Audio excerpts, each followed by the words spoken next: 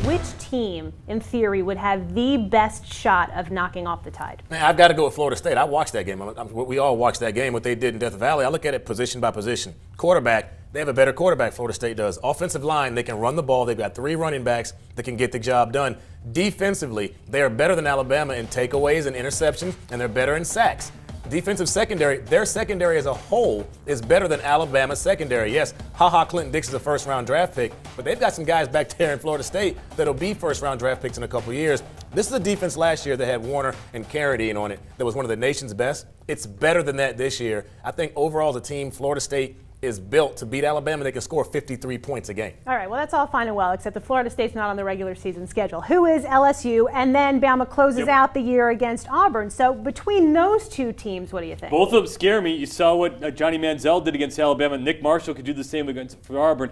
Don't be fooled by LSU over the last few weeks. That team has got the talent, it's got the makeup, it's got the NFL skill. It doesn't have the defense to hold up against Alabama, but Zach Mettenberger and that receiving core, now with Sunseri out, that team scares me. They've got the offensive balance. They can pound away. I think LSU's got a great shot at pulling off that win. You know what? Nobody's talking about Ohio State. Yeah, they improved their consecutive win records. They're not very good at playing college football. Well, and they beat Iowa by 10. There were a lot of grumbles out there that it wasn't a decisive enough victory. Where do they sit in the BCS? They need help. They need help. They cannot do it. Lose. They need both Oregon and Florida State to lose. They cannot have an unbeaten ACC champion or an unbeaten Pac-12 champion. Mizzou, Alabama, they might control themselves, but for Ohio State to get in, they need to win out and they need help. They do not control their own destiny. They are far back in the pecking order right now. And if Baylor or Texas Tech goes undefeated, now you got a real argument kicking in.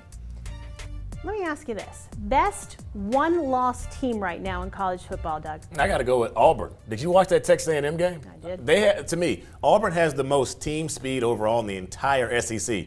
The entire SEC. They're the fastest football team.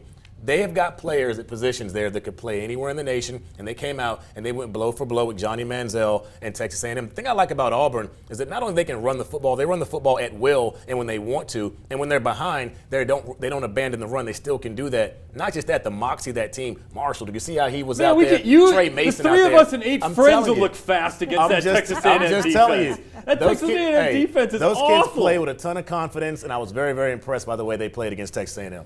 What do you think? Wisconsin. They've only lost one. They've only really lost one game so far. No, I'll go with Stanford. I mean, what they did this weekend, they were sketchy, obviously, against Utah. They probably should have lost to Washington. This was a big win. This is where Stanford looked like Stanford. And you look at their schedule going forward, I think they could beat Oregon. They could run the table. They could end up in the Rose Bowl. They could still hang around the national championship hunt. They just got to get back to doing what they did best, and that was last week where they got tougher, they got better, they got stronger. The running game worked. That was the Stanford that we've all been waiting for.